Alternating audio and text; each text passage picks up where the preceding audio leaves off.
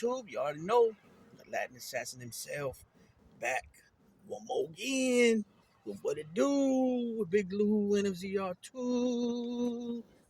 Baby. So as you can tell from that thumbnail, this is my reaction video of the results of the UFC 300 last Saturday in Paradise, Nevada, T-Mobile Arena. Uh, I predicted two fights, which was the Holloway Gagey fight and the Oliveira fight, and I was wrong on both. Um, I went with Gagey only because I felt that he was bigger and possessed more power. I felt from different performances I've seen him in, but then I've also seen him where he crumbled quickly. Like with Oliveira. You know what I mean? Uh, so uh, Max came out doing his thing. I mean, immediately, and I want to say this.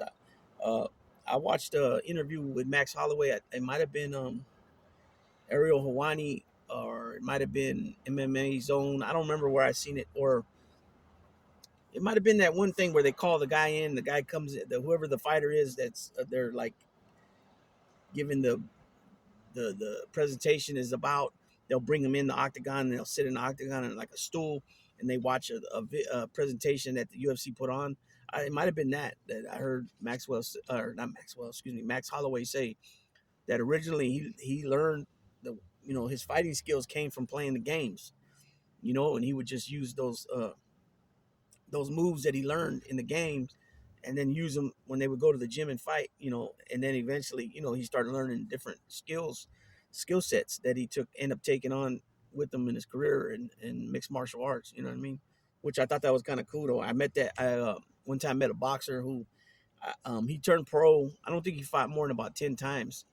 Uh, but he said originally he had no skills like in gym skills, but that he would mimic some of his fighters that he admired, like Roy Jones Jr. and Mayweather, and you know what? I don't think he said Mayweather because this guy's older than Mayweather, about Mayweather's age. So I know he said Roy Jones Jr. was one of them, and I think the other one he said was Hector Camacho. That's what it was.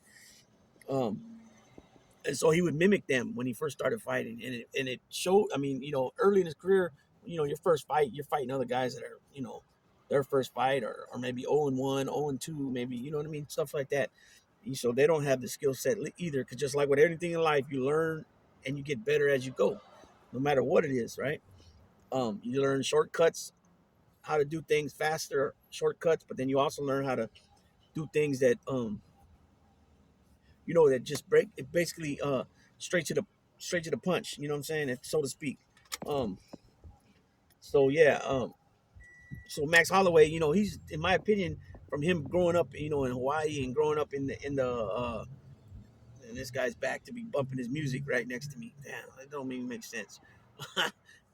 Anyways, Max Holloway, he's got that real bloodline, Hawaiian bloodline, that real warrior type bloodline, in my opinion. You know what I'm saying? And it shows when he goes in that octagon. He goes in there and he's not afraid. He'll mix it up with the best of them. He's already shown. Look what he's done. Already he's a ex-title holder. He's been in there 3 times. With the champ. And he's just a beast. You know what I'm saying? And I kind of thought too that at this point in his career, after a lot of the you know wars he's been in, that maybe he was going to be slowing down, but um I don't even think he's that old. I don't even think. I don't even think. I still think he's like early 30s. So technically, that would be considered your prime. Your prime year, especially boxing. Like if it was boxing, and we know Max uses a lot of boxing skills. You know what I mean? Gagey, is, and then what I liked about it too is that they're both for strikers. They stand up, they fight. They don't. Yeah, they might try to take you down if they get the opportunity, and yeah, they'll throw an armbar on you or a choke or something. But it's not just that constantly on the ground wrestling, you know, mounting each other, and the stuff that that Jorge Masvidal talks crap about. You know what I'm saying? And so, um, he came in there, and I seen it. It was a good fight. I mean, as far as two guys, going toe to toe with no hesitation. You know what I'm saying? It was straight come forward. Come forward, and the other one. And what I seen too is some of these guys can't fight going back. They only can fight going forward. Some guys can fight going back off the back foot and forward, and they can create things side from the side, and and a lot of people can't do that. They can't do that. When you are a multi-dimensional fighter, you're a counter puncher. You can fight going backwards. You can dog walk them. It just puts more of the plus in the you know more on that person's side of a higher percentage of victory, in my opinion. You know what I'm saying? And especially if you can start mastering, disciplinary, be disciplined, very disciplined in order, to develop a good defense. You know what I'm saying? Because you got some guys that are, they got it skills wise offensively, but defense is not that good. You know what I'm saying? They take a lot of punches. You know what I'm saying? And I'm speaking more from the boxing aspect right now, but when it comes to strikers, like Gagey and Chandler and all these dudes that stand up and fight, most of them stand up and fight, and that's what I like to see. I don't like to see all that wrestling crap. I just don't. It doesn't interest me at all. I don't like it, and especially when you got a striker against a wrestler, a collegiate wrestler, a Greco-Roman style wrestler, and uh, I don't know, but that's why it's called MMA, mixed martial arts. So you got everything, Taekwondo, Kung Fu, kickboxing, Muay Thai, Sambo. You got Judo, Jiu-Jitsu, Brazilian Jiu-Jitsu, Kachi Kempo, so on and so forth. Um, at some point though, when you're fighting MMA, you have to start learning how to wrestle and defend the wrestling and grappling and all that too. You know what I'm saying? Um, because you knocking people out, it's only gonna go so far. As soon as you get in there with a guy that's very strong, like a Khabib or Islam, who got that clamping, power, that once they got a hold of you, it's over with. No matter if you're bigger than them or not, they got you. And that's just they train to strengthen their fingers, their hands, everything. You know what I'm saying? There's techniques, and keep in mind too that throughout the years, the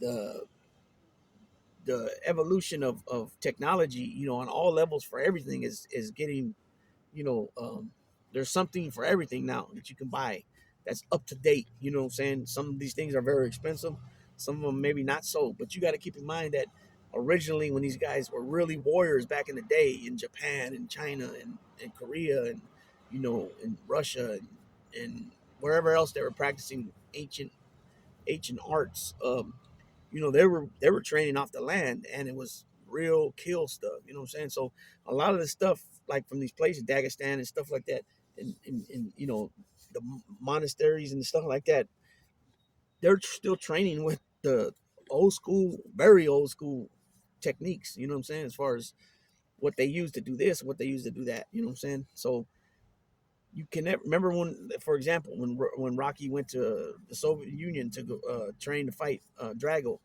Remember, he was up in the hill in the mountains, and he was running through the snow, and he was using everything from the land to train. That's what I mean. That's what I'm talking about. If you guys couldn't follow what I was saying, and so yeah, it's very very to see how things have evolved, even with UFC, how they came from where they were, and now where Dana White and his team's taking them. I mean, they're big time now. You know what I mean? But so I got that one wrong. Max Holloway ended up winning. He ended up knocking him out in the last second of the last round. So, 4 minutes and 59 seconds of the fifth round, he knocks him out. TKO, KO/TKO. The ref obviously stopped it, and then Charles Oliveira lost with the. Let's see. I thought he won in the. Yeah, he lost in the third round decision. Um, so I want to read this, and then also the two champs retained their belts. I never thought that it was going to be with Pareda. Alex Pereira. I didn't think it was going to be that that quick. I didn't think. I mean, I know he's dangerous, but I didn't think it was going to be that What's the word I'm looking for? He was not challenging at all. It was not a competition at all. And Jamal Hill's the next champion. The only reason he doesn't have that belt going into this fight is because he got injured. But Pereira is dangerous. But then you got I mean, come on, think about it. Pereira's dangerous. He knocked out Izzy, right? Took Izzy's belt, but then Izzy came back and knocked him out. And the first fight with Izzy rocked him too. So in the UFC, I'm talking about, he rocked him too. So it's not like Pereira. So what I'm getting to is that you got to strike fast on this dude and quick and hurt him. And he could be hurt. He doesn't have a chin like that. But when he's stalking you, I mean, I guess it's intimidating. I mean, because look at him. He's 6'4". He's, even though he's slender, he looks slender. He's got very long arms. He's got big fists, and he punches hard. So once you feel that power, you don't want to get hit with it no more. So he did what he had to do, and he got him out of there very fast. I was very surprised that it went that fast. Only because I thought Jamal Hill would have had better technique and more, his arsenal he would have had more firepower basically. But he gave him a couple leg kicks, and that was about it. In no time did he show any. He didn't bother or throw Parade off his game. Parade came in there to seek and destroy, and he did it quick. You know what I'm saying? So I want to read this real quick from this article, just about okay. So Max Holloway capped another sensational performance with a wicked one-punch last-second knockout of Justin Gaethje and claimed the symbolic BMF title in the 5th round of their unforgettable lightweight showcase. Holloway, now 26-7, 26-7, 22-7 in the UFC, drew the curtain 4:59 in the 5th round. Jaws everywhere dropped.